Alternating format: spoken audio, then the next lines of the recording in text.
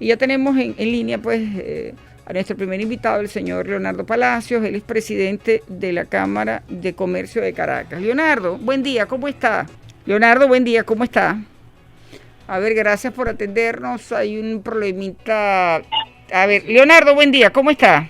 Hola, muy buenos días, ¿cómo están ustedes? Gracias por el contacto. Gracias, Taelman Félez del Espacio Solo con Taelman por Victoria, 103.9 FM, La Victoria, Estado Aragua. Gracias por atender nuestro llamado y la idea es, bueno, tener sus impresiones sobre lo que han sido la entrada en vigencia del IGTF, así se le conoce, el impuesto de las grandes transacciones financieras. Mira, ha sido bastante traumática, ha sido bien difícil y compleja la aplicación de este impuesto. Lamentablemente, eso es el producto de una ausencia de discusión pública, abierta, en un escenario tan importante como la Asamblea Nacional, más allá del carácter que se le quiera dar o el carácter que se le quiera atribuir, pero al fin y al cabo es el escenario donde es el punto de discusión e inicio de todas las leyes, y es en esos procesos constitutivos donde se deben oír a los sectores involucrados, a los sectores académicos, claro, a los sectores empresariales, a la sociedad, para lograr siempre un punto de equilibrio y consenso, eliminando resistencias que pudieran derivar de la improvisación, de la ignorancia o del desconocimiento de la técnica legislativa y de la técnica impositiva. Cuando tú no tienes esta discusión, sino simplemente impones una ley de carácter tributario, siempre el legislador no tiene por qué saber todas las materias que son competencia del Poder Nacional para que la legislación se traduzca una política pública exigida a todos los venezolanos, sino tiene que tener la orientación necesaria. Pero si no tienes la orientación necesaria, no te acercas a la fuente del conocimiento, vas a tener una ley contradictoria con expresiones imprecisas, con expresiones incluso contradictorias rechazadas por la propia administración tributaria en la aplicación de otros impuestos. Por ejemplo, la ley utiliza la expresión cancelación, y en las facturas que ha revisado el CENIAT con motivo del impuesto al valor agregado, siempre se rechaza la expresión cancelación y se busca sustituir por pago, por darte ese ejemplo tan sencillo. Claro. No existe una armonización y coordinación con todos los demás impuestos, y sobre todo hay una falla fundamental luego de aplicada la ley, es que siempre buscan corregir para tratar de aplacar después de efectuado el acto, después de consumado el acto legislativo de promulgación, complementario que es la promulgación, que es la divulgación del impuesto. Entonces, cuando tú encuentras la aplicación en esta primera semana, incluso hasta la fecha imprecisa de entrada en vigencia, si fue el domingo 27 o fue el lunes 28, todo eso lleva a la necesidad de buscar que efectivamente se aplique el impuesto. Guste o no nos guste, el impuesto está. Quienes somos demócratas creemos, a pesar de las debilidades institucionales, en la separación de poderes, y habrá entonces la manera de impugnar ante la Sala Constitucional o impugnar ante cualquier reparo en la vía judicial el impuesto. Sin embargo, el impuesto está vigente.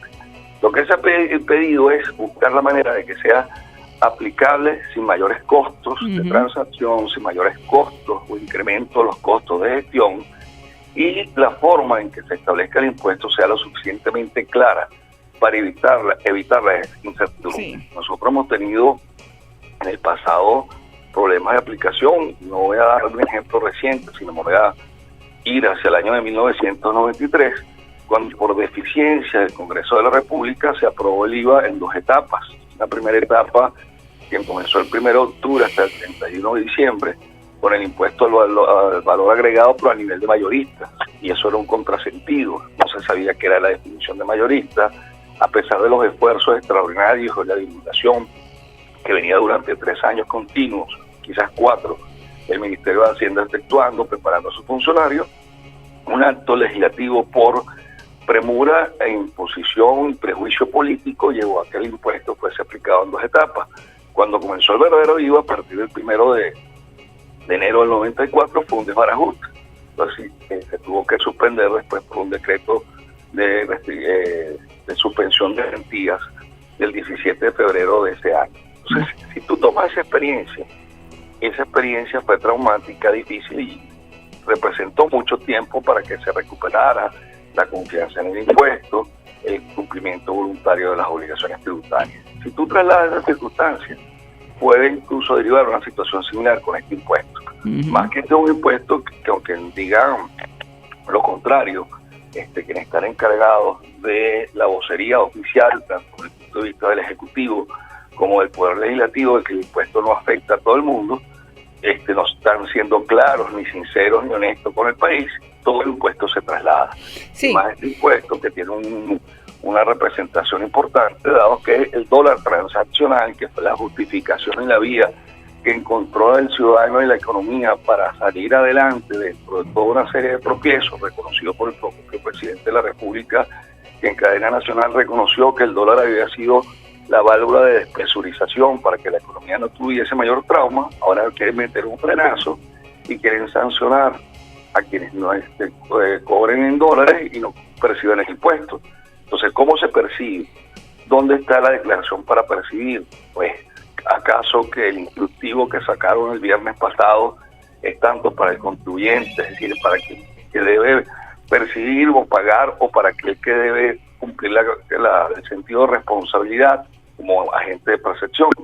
Ese tipo de cosas perjudica, sin duda alguna, la marcha normal de la economía, afecta al comerciante y nos lo coloca en una situación de enfrentamiento innecesario entre el comerciante, que se ve obligado a percibir el tributo y a cobrarlo para luego enterarlo, con todas las imprecisiones e incertidumbres que hemos mencionado derivadas de la ley, y el usuario que no entiende que no es culpa del comerciante, del empresario, sino es culpa de una legislación totalmente carente de técnica legislativa, de sentido, de armonización y coordinación. Ese es lo que ha sido hasta el momento la aplicación del impuesto. Sí, está Consecomercio, su presidenta, pues, la señora Polecer, está señalando que el 75% del sector comercio y empresarial del país no estaría preparado ni para ajustar las máquinas y menos para adquirir una máquina,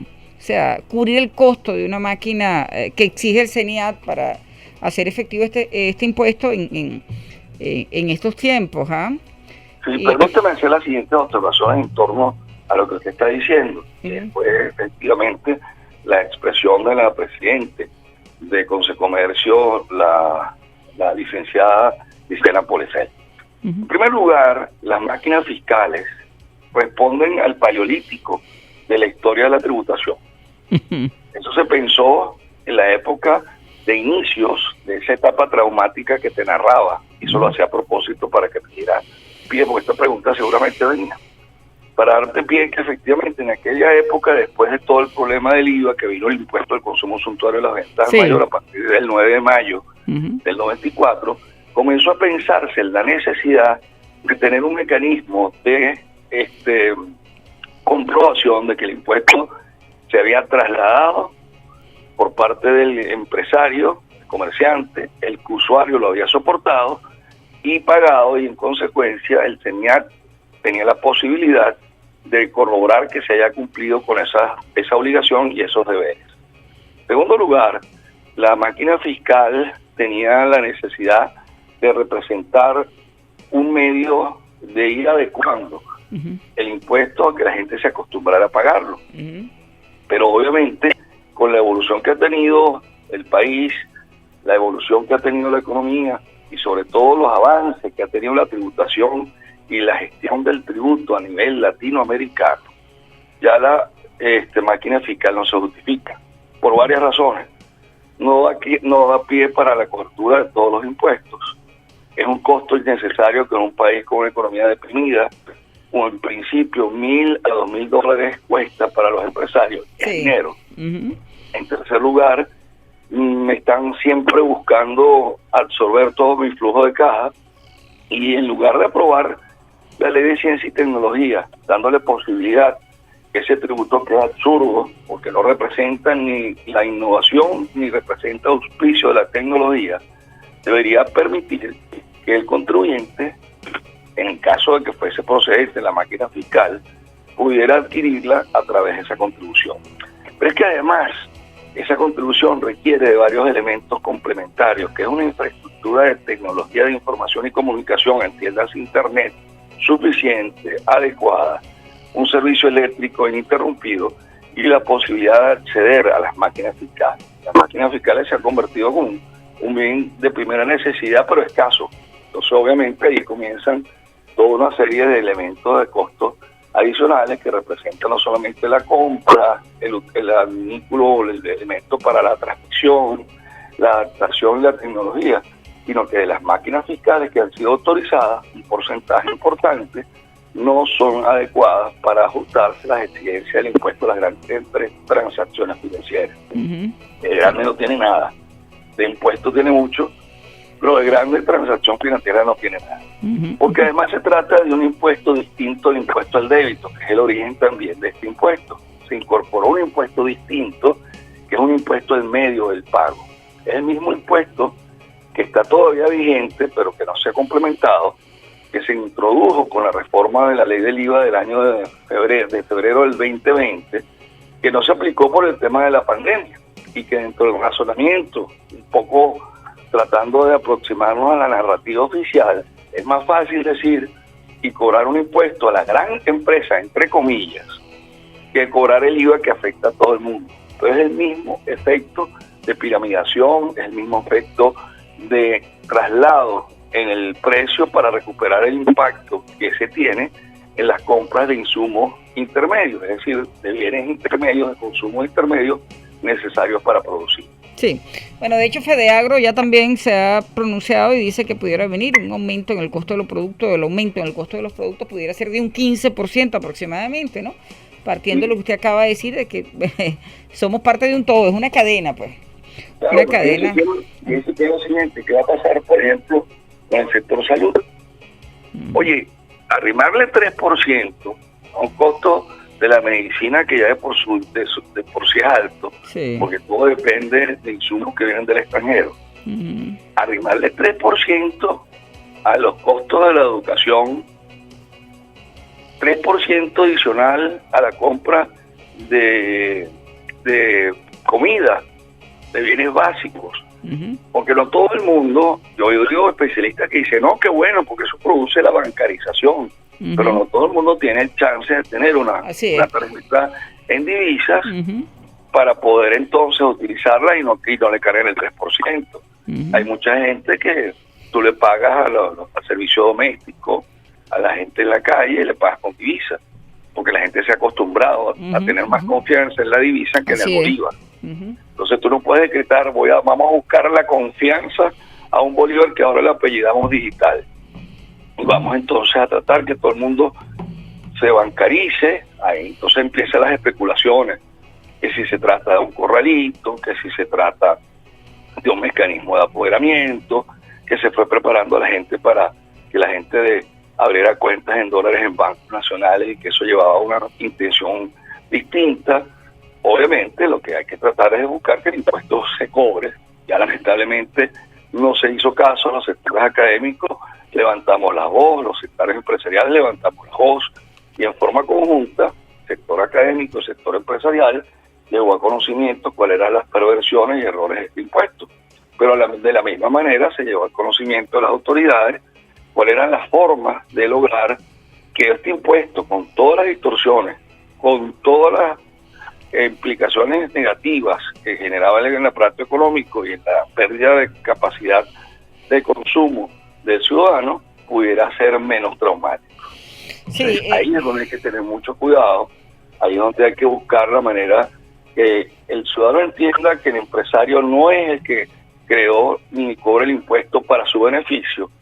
Hay que quitar la idea de que el empresario es el que dolarizó la economía. No, la dolarización fue una reacción, una expresión de defensa de todos y cada uno de los venezolanos, empresarios o no, para poder mantener nuestra capacidad contributiva, capacidad de pago, y para poder protegernos de la inflación y la devaluación, dos caballitos de Troya que todo lo que pisaban generaban toda una serie de conflictos, mucho más cuando entonces se mencionaba una guerra económica que no era guerra económica, era simplemente el resultado de políticas erráticas o de la omisión de políticas que eran oportunas y convenientes para enrumar la política fiscal conjuntamente con una política monetaria sana. Sí, bueno, hay quienes señalan eso, ¿no? Señalan que estamos ante la desdolarización del país, ¿no? Que eso es lo que estaría detrás de estos movimientos, aparte del gobierno nacional, captar, pues, mayor ingreso, tener un mayor ingreso fiscal. Ahora, todo es muy confuso, Leonardo, ¿ah? Aparte de lo que está ocurriendo en el sector comercio, el sector empresarial, lo que hay, qué es lo que hago, que no hay claridad pues en qué es lo que hay que hacer, dónde ir, o sea, el costo de la máquina, etcétera. No estoy en condiciones, porque la otra parte es que, y hay economistas como Asdrúbal Oliveros que lo vienen señalando, lo acaban de señalar recientemente, ¿no? Estábamos ante un país que estaba como oxigenándose, había como un respiro. Había como un respiro económico medianamente, unas reglas de juego. Bueno, mira, la economía está dolarizada, una dolarización de facto, pero dolarizada, estamos funcionando, se eliminó el 7+7, se sentía, pues, se percibía como que podía levantar pues la economía venezolana, podía levantarse y de pronto, ¡pum!, este golpetazo que pudiera generar un frenazo, ¿no? A esta oxigenación que se percibía. Sin duda, había ciertos avances importantes, había un proceso de regularización, había cierta intención del sector inversionista extranjero en venir a explorar a Venezuela, pero de repente, ¡pum!, surgió una pandemia tributaria. ¿Y por qué digo esto, pandemia tributaria? Caramba, porque tienes un tema de importantísimo de voracidad fiscal de los municipios. Modifican la ley de el sector asegurador, donde hay una carga impositiva sobre el sector que se traslada, pero sobre todo perjudica la situación financiera del sector asegurador. Modificaste la ley del IVA en el 2020, pero calladito la dejaste correr hasta que llegó entonces en noviembre del año 21 y se anuncia un incremento del impuesto a las grandes transacciones financieras. Modificaron ahorita el OCTI. En consecuencia, tú vienes teniendo una cantidad de impuestos que presionan, acorralan, asfixian al sector empresarial y se afecta la producción, pero a la vez entonces estás tratando de lograr un sentido de bienestar y de tranquilidad a través de la libre importación, perjudicando a la empresa nacional, específicamente el sector industrial, que es el generador verdadero de riqueza, que es el que contribuye para el crecimiento económico, que es el que favorece tener un Producto Interno Bruto importante y niveles de desarrollo aceptables, y entra en un sentido de contradicción. El tributo hay que pagarlo, el impuesto, el tributo en general. Los impuestos son necesarios, pero los impuestos, al ser necesarios, tienen que ser también razonables. La legitimación de cualquier sistema tributario democrático, y el nuestro no escapa dentro de la concepción propia del constituyente de 1999, es que se consulte la capacidad económica del ciudadano que va a ser sometido a tributo o de la empresa que está sometida a tributo. Cuando no existe esa forma de consulta de la capacidad económica y te establece un sistema confiscatorio, ya entonces hay un sentido controvertido sobre la procedencia y juridicidad de un impuesto. En otras palabras, para hablar claro y sencillo, el impuesto entonces se hace discutible.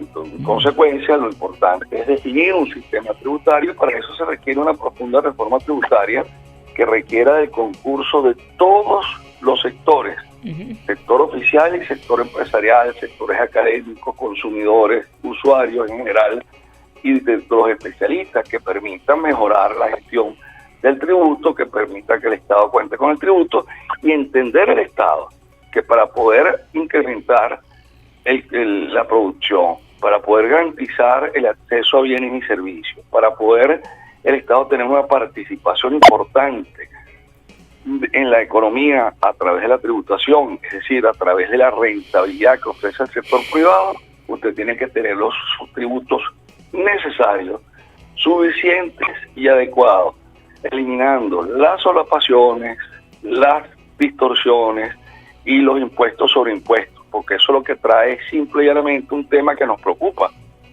y es el problema de la informalidad de la economía, que puede llevar a efectos importantes de elevación fiscal. Como dedicado a los tributos, haber participado en la conformación de la administración tributaria en su oportunidad, y como empresarios propugnamos siempre el hecho de que se busque una formalización de la economía, se busque la formalidad del sector, evitando justamente injusticias, en el sentido de que hay sector que está sometido a una presión fiscal muy fuerte, Sí. de la cual se habla como muy baja en relación a otros países, y otros que están en la penumbra, que están en situación de incumplimiento, se benefician del mismo Estado que no contribuyen a sostener. Entonces, para lograr evitar esa situación, que todo el mundo cumpla, que se observe la igualdad, la generalidad del tributo, que existe rentabilidad, el Estado participe, no como enemigo del empresario, sino como un socio a través de la rentabilidad de la cual yo voy a formar parte. El accionista tendrá el dividendo, el Estado tendrá el tributo, y eso logrará sin duda alguna un desarrollo económico previo, una recuperación, una sostenibilidad y una estabilidad económica que todos estamos buscando y deseamos. Si nos queda un minutito, Leonardo, hay conversaciones con el aparato o el sector oficial para revisar esto. Pregunto. La semana pasada hubo una reunión en el Ministerio de Finanzas donde participó la vicepresidenta de la República, Delcy Rodríguez, participó algunos miembros